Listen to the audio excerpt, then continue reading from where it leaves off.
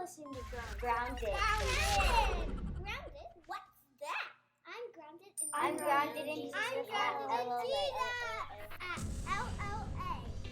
Well, hello there, and welcome to the Grounded Stories podcast, a storytelling podcast created for our SECC education community.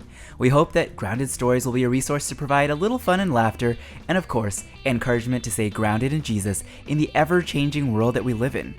We're here because we believe that spiritual connection doesn't have to stop while we're all quarantined in our homes. In fact, it just means that we have to be a little more creative about how we connect with each other.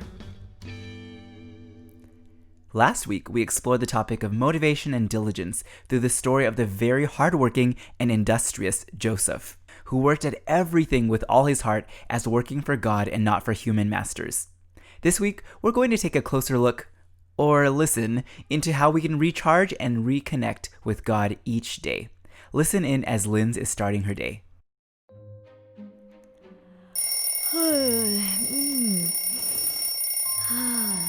I think I'll just hit the snooze one more time. What? It's already 7. I'm already 30 minutes behind schedule. Lightspeed version of wake up routine commence. 2.5-minute shower. Go. You are my shampoo, my favorite shampoo. You make my hair foam and feel so clean. You'll never know, dear, how much I need you. You keep all my frizzies away. Sonicare Extra Plus toothbrush. Hyperspeed. Go.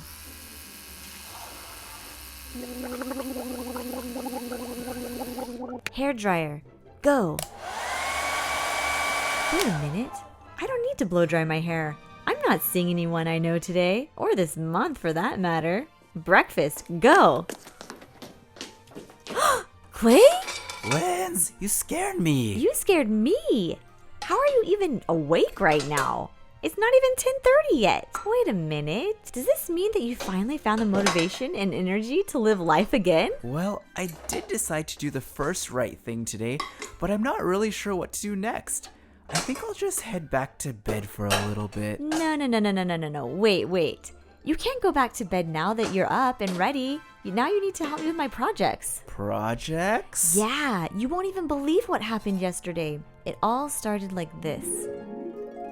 You know how that order came from the government that requires everyone to wear face masks when they leave the house? Yeah? Well, I thought, why just face masks? I mean, are you sure those are really going to help prevent the spread of COVID-19? Well, I thought, this is something I can do to really be Jesus' hands and feet. I decided I would make, wait for it, face shield. what's a face shield?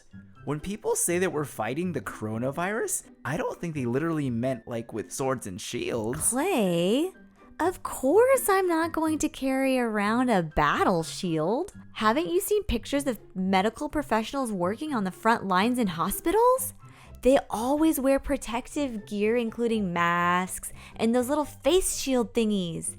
They look kind of like the plastic part of motorcycle helmets. They use them so that when they work with patients, they don't get sprayed in the face by coughs and sneezes and Okay, that's enough. I'm still eating breakfast. So why do you need one? Well, you can never be too careful. Plus, I want to make them for all of our friends and family members. It's my way of saying, I'd go to battle for you. Okay, well, how are you going to make those? So, I didn't exactly tell you, but I ordered the last 3D printer off Amazon, and it was delivered yesterday. Aren't those the machines that use plastic strings to You mean polylactic acid filaments? Sure, whatever. They use plastic to create 3D objects, right? Precisely. Aren't those things really expensive? Can you ever really put a price on victory in the battle against the spread of COVID-19? Well, I don't know about... Exactly. So, as I was saying, as soon as I unboxed this beauty, I assembled it and realized that I needed to pair our computer with it in order to send the design to the printer to be printed. That was my first problem. I had to press all these crazy buttons and then say magic words and do a little dance.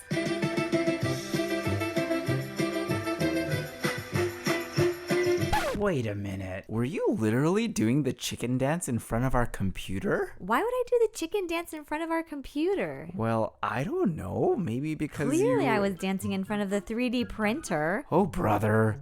Was this a victory dance or more like a Linz didn't bother to read the manual and had to de-stress from the frustration of not knowing what to do next dance? Moving right along, I was on a time crunch and needed to get this project done lickety-split, and I was now 2 hours behind my schedule. So did you ever get the computer connected to the printer? Yes, but not until I had to spend a very boring 15 minutes reading the manual. Wait a minute.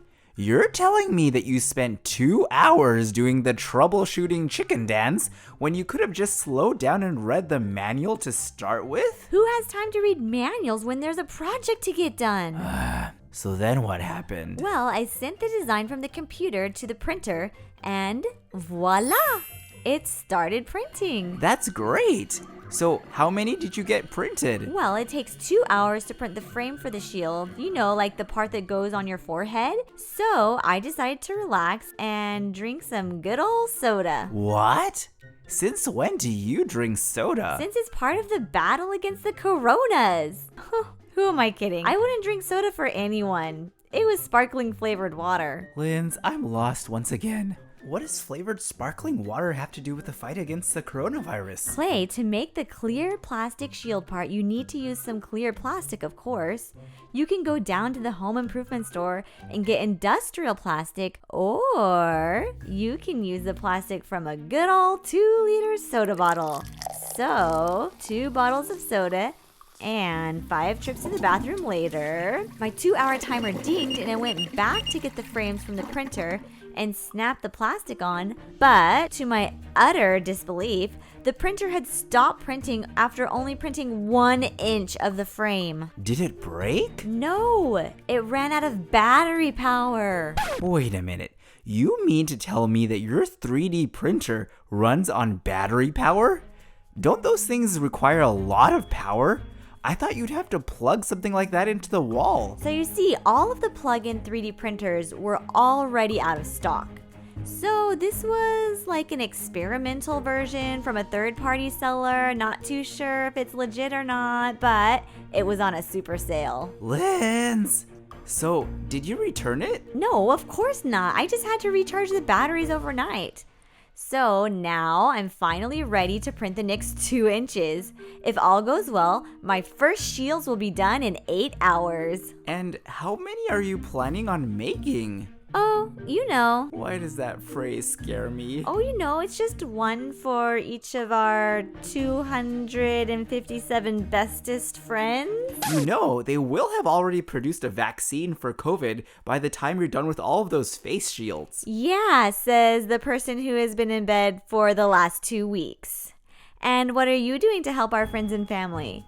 I could always use a sidekick for my flavored sparkling water chugging contests. Competing with myself was not very fun. Okay, I'm totally gonna beat you on this one. Girl, you can't beat me. I can do this totally better than you. I don't even know who you are. I'm you.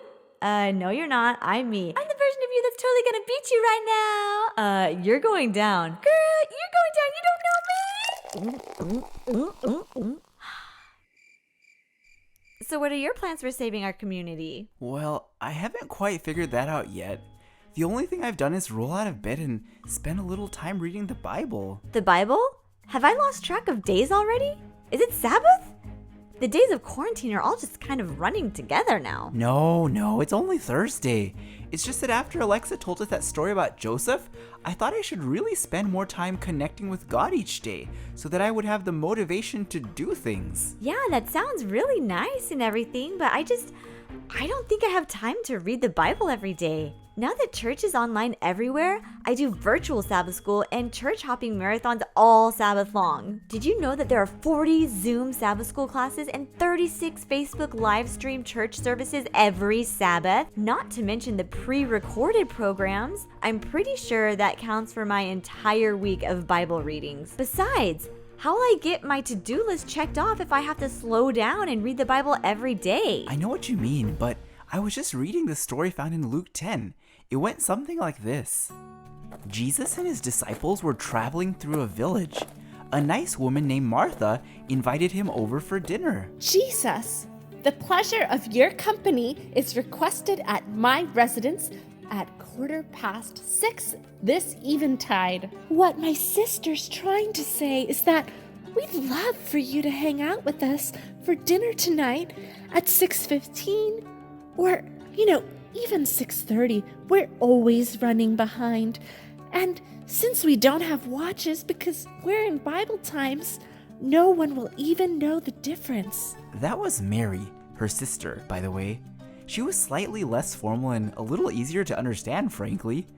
Well, Jesus didn't have anywhere else to be, and he didn't want to be late, so he just decided to hang out at their home for the afternoon. As you know, Jesus was quite an engaging storyteller, and Mary got so sucked in that she just sat there with Jesus and talked throughout the entire afternoon. Meanwhile, in the kitchen... That lackadaisical, thoughtless, oblivious sister of mine is just reclining over there while I am perspiring here in the kitchen under this intense culinary toil. I've had to shell the lentils, sift them, gather kindling and wood to start the fire, take the trek to the well to gather water, and finally boil these savory lentils for our meal with Jesus. And that's just the lentils. There's the bread, the cucumbers, the garlic sauce, and my specialty, the veggie lamb gluten chunks. I don't know if Jesus is vegetarian, so I just thought I'd be safe. I'm pretty sure that Jesus ate real lamb and fish, I think. I mean, he fed it to like 10,000 people, right? Anyways, back to the story. Martha was not a happy camper, or cooker, or whatever. Why doesn't Jesus tell her to come over here and assist me in this labor of love? There's so much work to be done, and according to my portable sundial on my wrist, 6:15 is quickly approaching. Jesus! Could you please persuade Mary to come hither into the kitchen and lend me a hand of assistance? Doesn't it bother you that she has left me to work alone? Jesus paused for a moment and then said, "Martha, dear friend, you are so upset over all these details. There's really only one thing worth being concerned about. Mary has discovered it, and I won't take it away from her." What? Poor Martha, she was such a hard worker. She was like doing the job of 10 people in the kitchen while her sister just lounged around talking and doing no work whatsoever. But that was Jesus' point, Linz. It's not about the to-do list. She was doing the one thing that was really most important at that moment, spending time with Jesus. Oh, well, I guess I never really thought of it that way. Yeah, Martha hadn't either. Now that I think about it, you two are pretty much the same person. You're constantly on the go, always trying to plan parties, and always on a tight schedule with your never-ending to-do list. I guess I always thought that being productive was a good thing. It is a good thing, but it doesn't take the place of connecting with Jesus because he is the source of all of your somewhat crazy but very good intention ideas, and he's the one that can give you the power to actually complete them. All 257 of them. Now I think I'm the one who's lost. Okay, remember your struggle with connecting the computer to the 3D printer? Yeah? Well, sometimes slowing down and reading the manual will actually save time in the long run and give you the wisdom you need to get the job done. Yeah, I guess so. Well, the Bible is kind of like that. It's a manual that God's given us to guide us through each day, and it's also one of the ways to connect with Jesus. Jesus said that Mary had discovered the one thing that was worth being concerned about, spending time with him. Right, and I do that every week when I go on my weekly virtual church hopping marathons. I've probably heard more sermons during quarantine than I've heard in the last year. Well, I don't think it works that way. It's kind of like your printer. Can you charge it up once a week and expect that it'll keep cranking out your face shields? That printer doesn't even work through the hour. Well, it's like that for our lives too. We need to recharge each day by spending time with God in prayer. If we don't spend time each day connecting with a real source of wisdom and power, sometimes our work will be more like riding a stationary bicycle. Always pedaling hard, but not really getting very far. Linz, are you even listening to what I'm saying? It just looks like you're typing on your phone. Yes, yeah, Oh, sorry, yeah, I think that you're right, but I just don't even know how to spend time with God. I just posted a poll on Facebook to see what our other friends do. That was fast. Yeah, that's what happens when you have 257 friends stuck at home. Okay, let's see what this says. One friend says that she takes walks around in her neighborhood and she prays while she walks. Oh, okay. This is a good one. He likes to write prayers to God, like in a journal. Oh, wow. This dude likes to sing to God in the shower every morning. That's fun. This girl reads a verse and then draws a picture to show what it means in her sketchbook. That's super cool. Let's see. Another friend reads from a devotional book each day. Cool. And this one listens to an audio version of the Bible for 5 minutes as he drives to work. Oh, I like that. Okay. Reads Bible, prays. Oh, this one reads her Bible in a hammock while drinking flavored sparkling water? Yes. Who are you? My long lost twin? I guess there are endless ways to connect with God. Oh, and Clay, look at this. I just found a Bible reading plan that will get you to read the entire Bible in just 2 weeks. Downloading it now. That's cool, but I don't think the point of spending time with God is to speed read through His Word to get through it quickly. It's not another box to check off a to-do list. It's really about slowing down and spending time with God, like you would spend with a friend. And that means talking to Him, reading from His words, and asking Him what He would like you to do each day. How does that sound? Well, I do have 256 3/4 face shields left to make, but I guess Jesus would say that you might have discovered the one thing really worth being concerned about. The 3D printer might be charged and ready, but I guess I need to recharge a little bit myself before I get going. But first, I'm going to search Amazon for a hammock and some more sparkling water. Linz. Friends, just like Linz, your life is probably feeling pretty full and busy right now. There are distance learning school assignments and chores, and your parents are probably pretty busy too, working from home and helping you with your schoolwork. Sometimes when we are busy, it's hard to think of adding another thing into our schedules. But I want to encourage you this week to take a few minutes each day to connect and recharge with God. He's promised in Matthew 6:33 that when we seek Him first and His kingdom, all of our other needs will be taken care of. There are 2 examples of people who were extremely busy but took time to connect with God daily. One of them, Martin Luther, the great Christian reformer, said that he would work from early in the day all the way until late in the evening every day. And then he said, "In fact, I have so much to do that I shall spend the first 3 hours in prayer." Wow, 3 hours in prayer? He knew that when we spend time to reconnect and recharge with God, we will be able to do the rest of our work so much more effectively. And of course, we can look at the life of Jesus. Though he was extremely busy, preaching, telling stories, spending time with all sorts of people, and doing miracles left and right, the Bible records many occasions when he would spend time away from everyone in nature, reconnecting with his Father. Ready to take the challenge? Last week, some of you took the challenge to be diligent in your work, even when it was difficult. Let's listen to a few examples.